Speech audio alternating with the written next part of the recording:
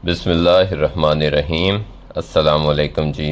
कैसे हैं जी तमाम दोस्त? उम्मीद है सब खैर वाफियत से होंगे। मैं हूं नजीबुल हसन सादिकाबाद से।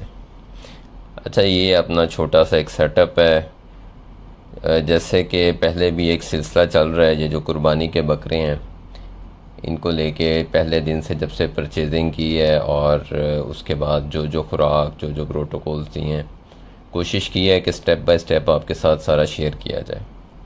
और मैंने ये वादा भी किया था कि देखने वाले भाइयों के साथ इंशाल्लाह हर चीज़ जो है वो बिल्कुल फेयर तरीके से शेयर की जाएगी और एक एक चीज़ जो है वो बताई भी जाएगी।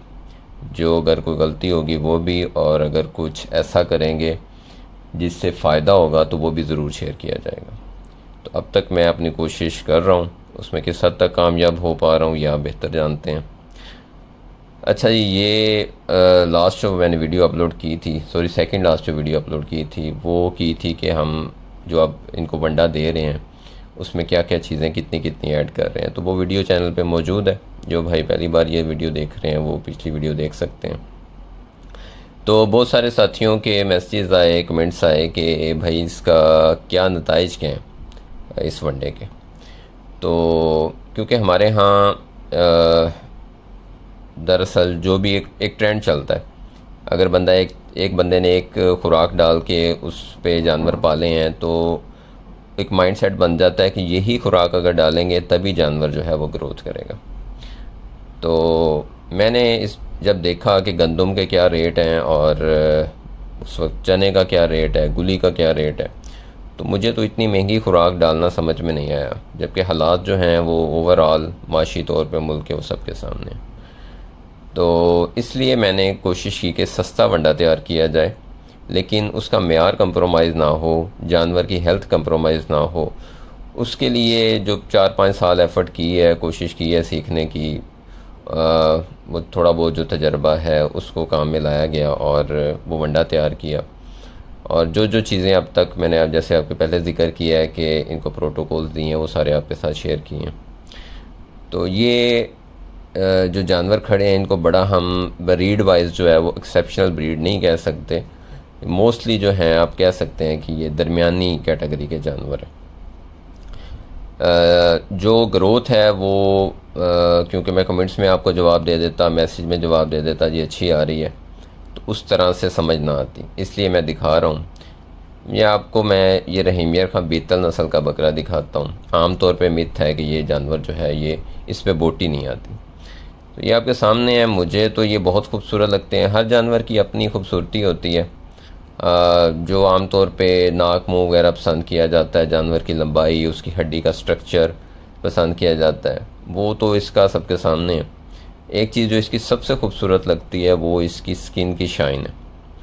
तो अपनी अपनी चॉइस है। कुछ भाइयों को वाइट जानवर, मुझे भी वाइट जानवर अच्छा लगता है, मुझे ब्राउन भी अच्छा लगता है, ब्लैक भी अच्छा लगता है, लेकिन अच्छा वो तभी लगता है जब वो प्रॉपर अपनी शाइन में हो, सेहत में हो।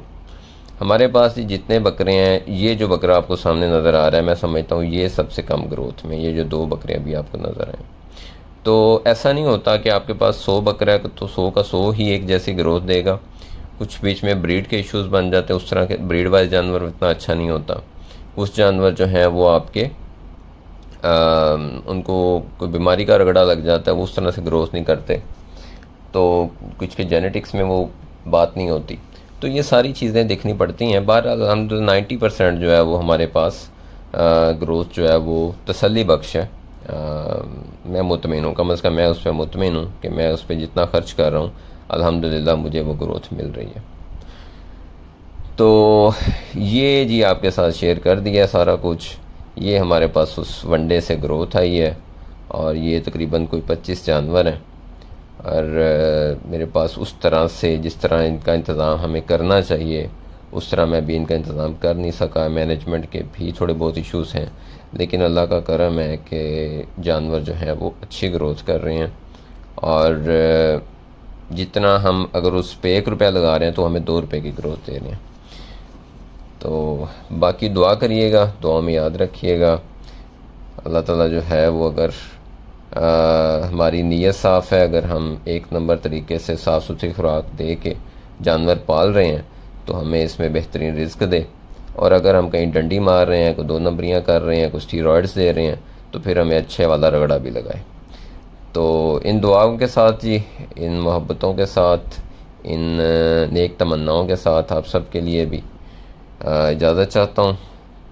दुआ में याद रखें, अपना अपने जानवरों का ख्याल रखें, गिरदोनों सबका ख्याल रखें। अल्लाह।